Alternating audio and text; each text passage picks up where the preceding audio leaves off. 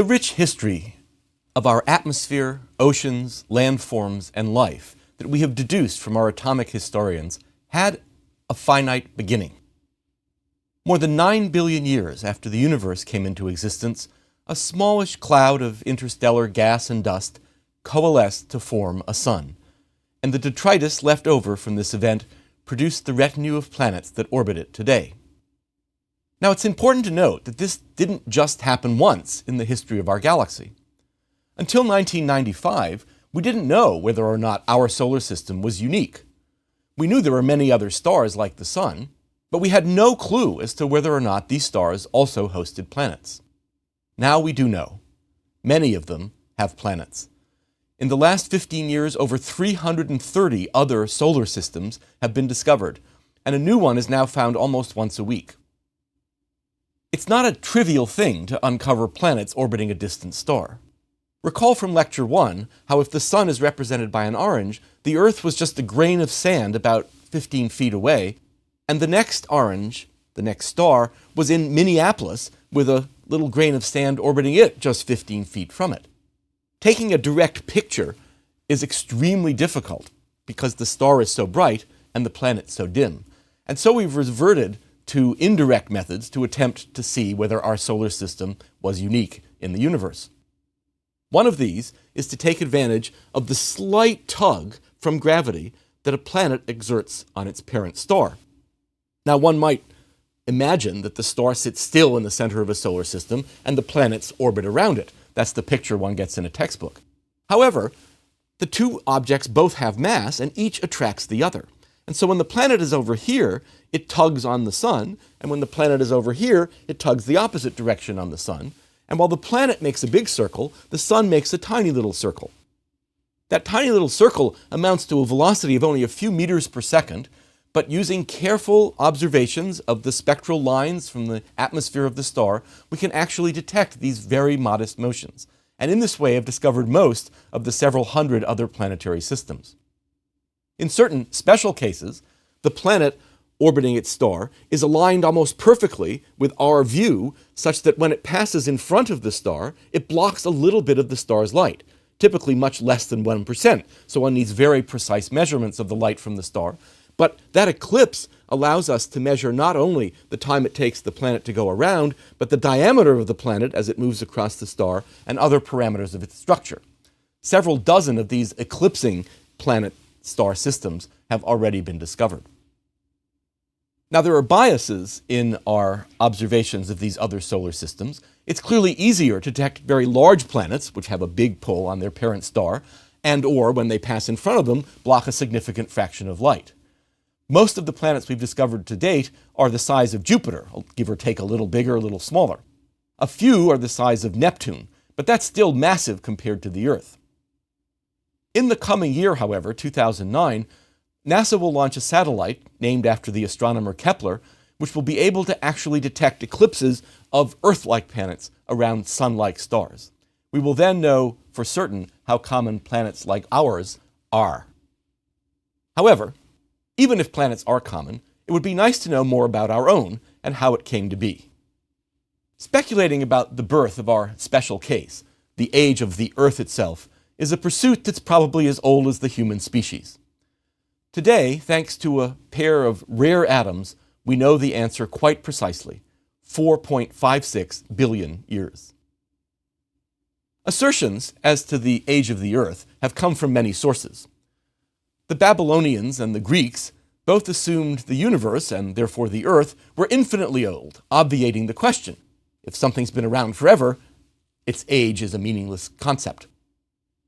The earliest known quantitative estimate for a finite age of the Earth is found in Hindu chronology, and it put the age very precisely at 1,972,949,091 years in 150 BC. Curiously, in fact, this is closer to the true value than any subsequent estimate for the next 1,700 years. I don't impute any special meaning to this approximation by the Hindu chronologers, except to say perhaps that they had a better perspective on their significance in the universe than Western philosophers seem to have done. In monotheistic religions, one requires, almost by definition, a creator, because one has an all-powerful creator. Most of these religions made much shorter estimates for the age of the earth. Zoroaster, in ancient Persia, estimated the earth to be 12,000 years old in about 1400 BC. Hebrew, Christian, and Islamic scholars made the earth younger still. Theophilus, in 200 AD, estimated 7,531 years, rather precise. St. Basil, in 350 AD, 6,006 years. St. Augustine, 100 years later, at 6,333 years. The level of precision of these estimates lies outside the ethos of modern science, where we only quote numbers to the number of figures to which we believe we have the answer. In other words, we leave some uncertainty. But these biblical estimates, of course, were based on summing up the begats in Genesis and the ages of each of the ancients whose lives were reported there. The official biblical estimate that has stood for a long period of time for the Earth's creation date is from Bishop Ussher in 1650. James Ussher was the Anglican Bishop of Armagh in Ireland and the Primate of all Ireland for the Anglican Church. And over a long scholarly period, he made the most precise estimate for the day of creation. It was at nightfall on the day preceding October 23rd, 4004 BC. Now, with the rise of science in the 17th century, new methods were brought to bear on the question of the age of the Earth.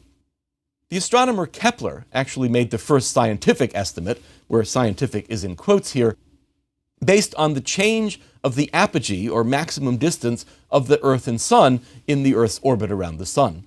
But of course, as we must always be aware, scientists even can be influenced by the philosophy of their time, and his answer was 5,993 years, not very far from Bishop Ussher's.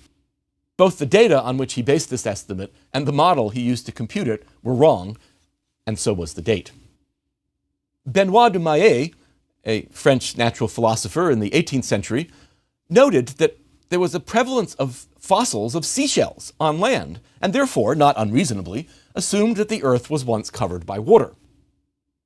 He made annual measurements, regular measurements outside his house near the sea, and concluded that the sea level was gradually going down. Calculating from how high the sea must have been to cover the Alps, and given that it was receding at this very slow rate, he estimated that the Earth was at least 2 billion years old.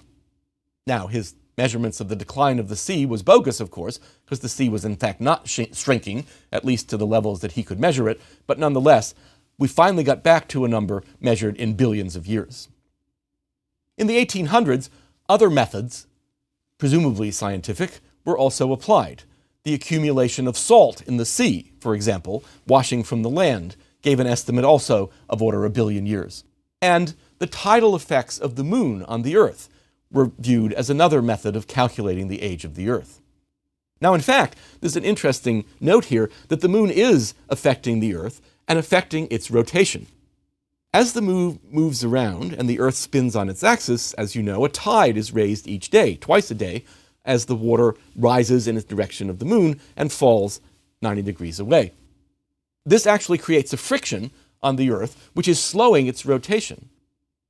Simultaneously, the moon is moving farther from the Earth to compensate for that slowing of the rotation. The moon used to be much closer to the Earth, and the Earth used to spin in much less than 24 hours. Several billion years from now, the Earth and the moon will reach a state where they are locked together such that the face of one always faces the other. The day will then become 47 days long. That is, it'll take 47 days for the Earth to rotate once on its axis. And the moon will always be over the same hemisphere of the Earth. So it'll give a new definition to the idea of a honeymoon. To go see the moon, you may have to take a trip halfway around the world. It'll become a new tourist destination, whichever side of the world the moon ends up on. Nonetheless, so this tidal effect is important, but it doesn't allow us an obvious age for the Earth. In the mid-19th century, an enormous debate erupted between physicists on the one hand and geologists and biologists on the other.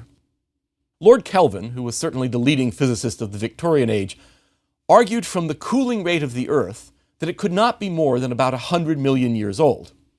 Well, the geologists and biologists, believing their observations required slow evolutionary processes, argued for an age of at least 2 billion years, back to that Hindu number. Kelvin did his calculation in the following way. He assumed the Earth was formed hot and that it had simply been cooling off since. This is largely a correct assumption. Any of you who has been down a deep mine knows that it's warm down there. In fact, as we've seen, the center of the Earth is a temperature of nearly 5,000 degrees, and the metals there, iron and nickel and others, are molten. So indeed, the Earth is warmer as you go in, and it is cooling off, gradually radiating its energy to space. Kelvin had to figure out first what mechanism was involved in transporting heat from the center of the Earth to the outside. Now, there are three ways in which heat, which you will recall is just the energetic jiggling of atoms, can be moved from one place to another. The first is radiation. That's the way heat gets from the sun to the Earth. Electromagnetic waves of energy which carry energy away from one source to another. A second method is convection. That's what you see when you boil a pot of water on the stove. The flames of the stove heat the bottom of the pot, which makes the atoms in the pot jiggle very rapidly. Those collide with the water molecules that are adjacent to the bottom of the pot, making them jiggle very rapidly and making them want to expand. And so, in bulk, the water at the bottom of the pot rises to the top of the pot, and you get a convective turnover, a big motion of macroscopic quantities of matter, because in one place it's hot and in another place it's cool. The third mechanism of heat transport is what we call conduction. And that's the microscopic jiggling of atoms next to each other, pounding into each other, and moving heat along. That's the effect you feel when you put a silver spoon into a cup of hot tea and touch the end of the spoon. It's very hot. That's because the tea, the water molecules, have been jiggling rapidly, pounding into the molecules of the silver, making them jiggle rapidly, and then bumping into their neighbors, transferring the heat up the spoon. Kelvin assumed that that latter, conduction, was the mechanism by which most of the energy came out of the Earth. Again, a correct assumption. There were then three more bits of information he needed. One was the initial temperature of the Earth, which he not unreasonably assumed was about 3,900 degrees, because that's the temperature in which laboratory experiments had shown that rocks become molten. Second was the gradient in temperature, the amount of change for every meter you went up from the center of the Earth to the edge. This could be actually directly measured in mines or deep wells, but of course only in the top mile or two of the Earth. What the gradient was inside, he had to only speculate. He measured this gradient to be about 4/100ths of a degree centigrade for every meter traveled up from the center of the Earth. And finally, he had to measure the conductivity of the rocks, the rate at which rocks would transfer these jiggling atoms and move the energy up. That he did in a laboratory by measuring rocks on the surface. But of course, as we saw, surface rocks are not representative of the Earth as a whole. Surface rocks have a density of a couple, 2 to 3 grams per cubic centimeter, whereas the density of the center of the Earth is more like 10 grams per cubic centimeter. So that was another uncertainty in his measurement.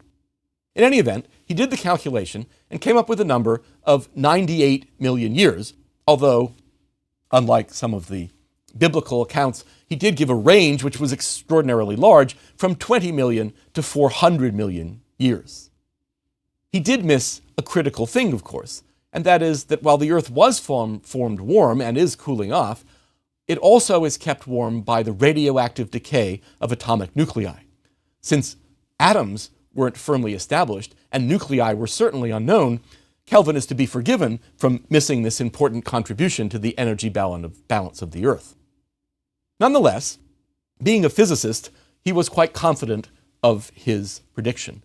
And he wrote, quote, "It seems, therefore, on the whole, most probable that the sun has not illuminated the Earth for more than 100 million years, and almost certainly has not done so for 500 million years." This is as some geologists had speculated. As for the future, we may say with equal certainty that the inhabitants of the Earth cannot continue to enjoy the light and heat essential to their life for many millions of years longer, unless, and this is a critical qualification, unless sources now unknown to us are prepared in the great storehouse of creation. Lord Kelvin, 1862.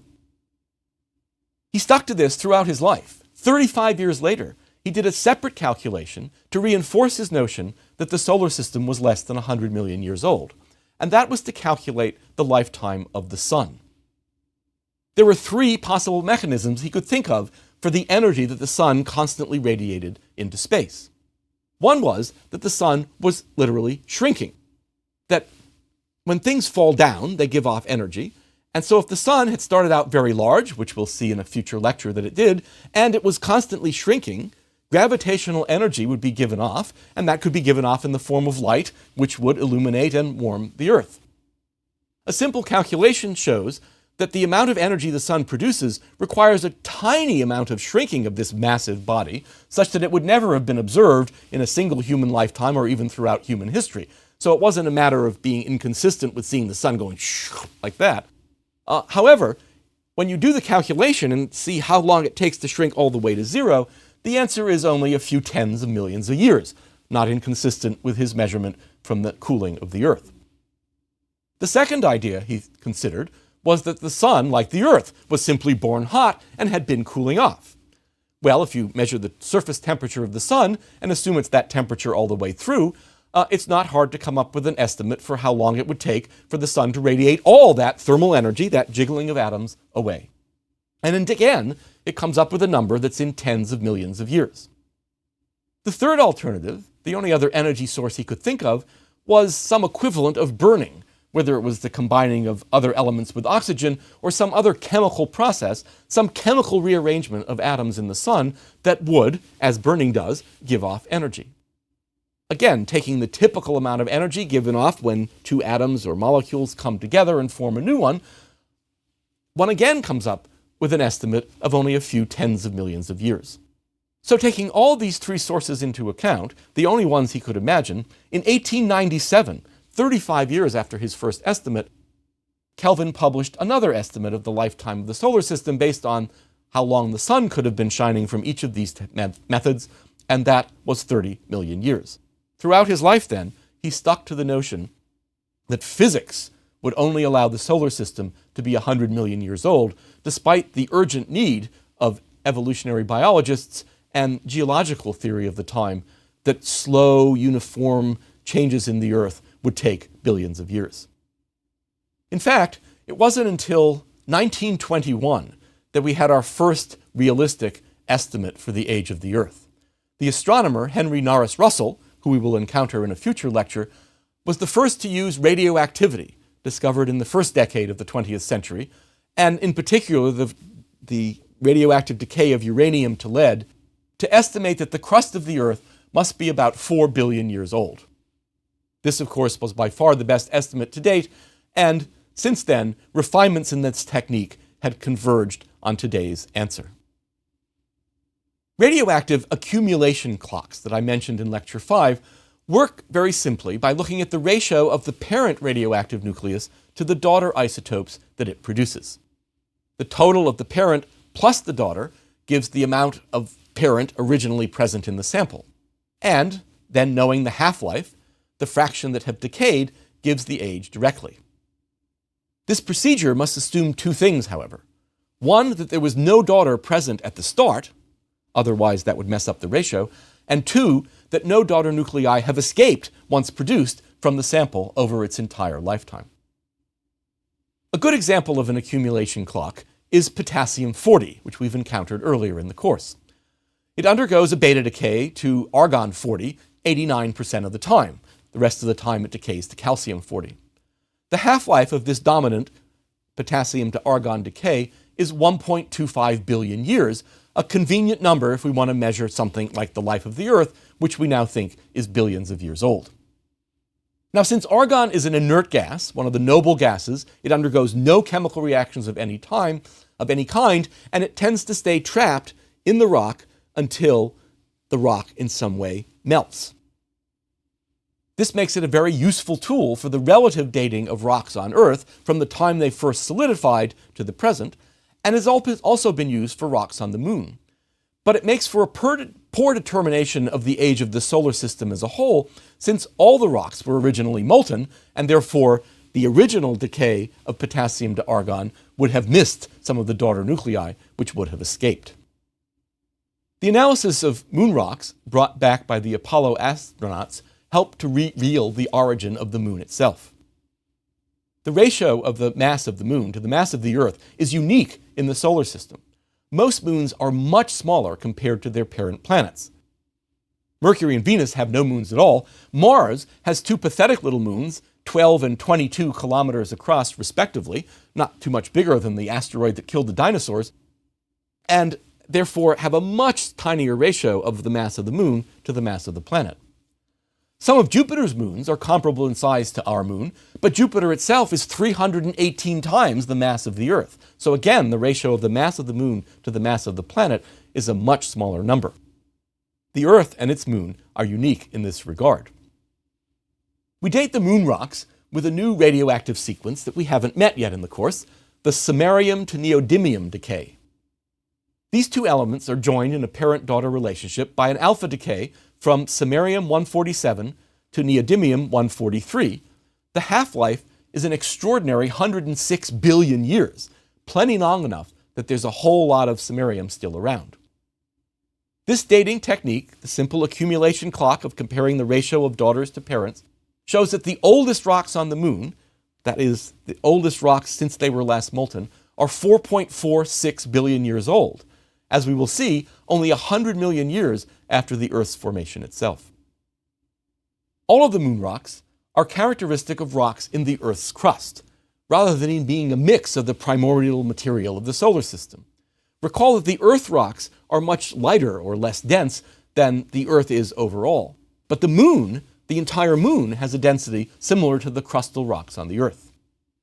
The conclusion for this, which slowly built up over the last several decades, is that our moon formed when a giant planetesimal, a giant protoplanetary chunk of material floating around in the solar system that was nearly the size of Mars, collided with the Earth just as the Earth was completing its formation, spraying off enough material to produce what ultimately became a planet-sized moon. Uranium-235, uranium-238, and thorium-232 are also good accumulation clocks because each of them decay to a unique isotope of lead. This takes many radioactive decay steps, as I mentioned earlier. For example, uranium-238 takes 14 steps, 6 beta decays and 8 alpha decays to get all the way down to lead-206. The intermediate steps are relatively fast, such that a secular equilibrium is set up. By secular equilibrium, I mean that the number of nuclei of each of the intervening isotopes is equal to the lifetime of that isotope. A simple analogy with visitors to a museum helps make this picture clear. In New York, at least, when there's a special show, say at the Metropolitan Museum, they don't just open the doors and let the hordes of people come in. You get a ticket that's stamped with a time and says you must show up between 9 o'clock and 10 o'clock, say, on Wednesday morning, if you want to see this special exhibit. Let's say the museum hands out 100 tickets for each hour of the days that the special show is going to be open. And the special show occupies 4 rooms in the museum. And let's further assume that the average visitor spends an hour in the first room, 2 hours in the second room because it's got more stuff, only 30 minutes in the third room because they're getting tired, and an hour in the last room, which shows the ultimate treasures of the exhibit. If that's the case, and people enter at the rate of, say, 1 a minute in the first room of the exhibit when the museum opens in the morning, then in the first minute there'll be 1 person in the first room, in the second minute there'll be 2, and then 3, and then 4, and then 5, until at 60 minutes there are 60 people in the first room. On the 61st minute, another person enters the museum, but having spent the average of an hour in that first room, the first person who entered moves on to the second room. There therefore still are 60 people in the first room, but now 1 in the second room as well. This process continues with people shuffling down the line until, after 3 hours, where people spend 2 hours in the second room, there are 60 people in the first room and 120 people in the second room. 3 hours and 1 minute, the first person who entered the museum moves from the second to the third room, where he or she will spend only 30 minutes. And we continue this conveyor belt until we see we will have 60 people in the first room, 120 people in the second room, only 30 people in the third room because they only stay there for 30 minutes, and 60 people in the last room before the first person who enters the museum leaves it 3.5 hours later. What does this mean? This means that the number of people in any room in the museum is just proportional to the amount of time they spend in that room of the museum. That's what I mean by a secular equilibrium, and the same thing occurs in this radioactive sequence from uranium-238 to lead-206. The time an isotope spends in the state, that is, its half-life, determines how many of that isotope exist in the sample. And by measuring all 14 different isotopes in this chain, one can get a rather accurate estimate of the age of the rock. Now, the problem with all such accumulation clocks on Earth is that tectonic activity, volcanoes and plates moving around and colliding with each other and diving under the ocean, over the lifetime of the Earth means that there are no rocks on the surface of the Earth that are as old as the Earth itself. The oldest unchanged rocks in the solar system are asteroids, interplanetary rocks that never managed to form into a planet. Chunks of these fall to Earth occasionally as meteorites and can be used to date the origin of the solar system itself. Over 30,000 meteorites from the size of tiny marbles to the size of beach balls fall to Earth every year, although only about 1% are ever recovered. The clock that has been most helpful in dating these original components of the solar system is the strontium-rubidium clock, which I mentioned earlier. Rubidium-87 constitutes 30% of naturally occurring rubidium and decays to strontium-87 via a beta decay with a half-life of 48.8 billion years, 4 times the age of the universe, so there's still plenty of it around. Now, this cannot be used as a simple accumulation clock, since the amount of strontium-87 present to start with is unknown. This problem, however, is cleverly circumvented by establishing a procedure using isochrones, lines derived from taking the ratio of both strontium-87 and rubidium-87, the parent and the daughter, to the stable, non-radioactive product, strontium-86. When I first encountered this technique, it was a stimulation to look further into the subjects I've discussed in this course, because it is elegantly simple and yet remarkably clever. What one does is make a graph, a plot, by measuring the ratio of strontium-87 to strontium-86 and rubidium-87 to strontium-86, plotting the first on the y-axis and the second on the x. Then, through some relatively straightforward algebra, which I won't trouble you with, but will supply upon request, in this plot, number 1, we measure the two ratios directly from the meteorite, so those are measurements that are unequivocal. Number 2, the amount of strontium-87 present at t equals 0, the moment the meteorite first condensed out of the solar material, is given by the point on the y-axis where the line connecting the measurements of strontium-87 to strontium-86 crosses the y-axis, the so-called y-intercept. And the slope of the straight line that fits all these measurements gives the age directly. These measurements have been done over 24 meteorites, and they all give results consistent with one another. The age of the Earth is 4.56 plus or minus 0.025 billion years. That is accurate to better than 0.5%. Now, this is the age of the solar system, and to a very good approximation, the Earth. Not 6,000 years, not 2 billion years, not an infinite age, but 4.56 billion years, roughly 1/3 the age of the universe. This elegant technique provides the answer to a question we did not originally ask. It tells us the age of the meteorites. But how long did they take to form? Was the Earth's formation contemporaneous? And perhaps even more fundamentally, why did the Earth form? What triggered the formation of the whole solar system in the first place? I hope by now you won't be surprised to learn that our little atomic historians are up to the task of answering these questions as well.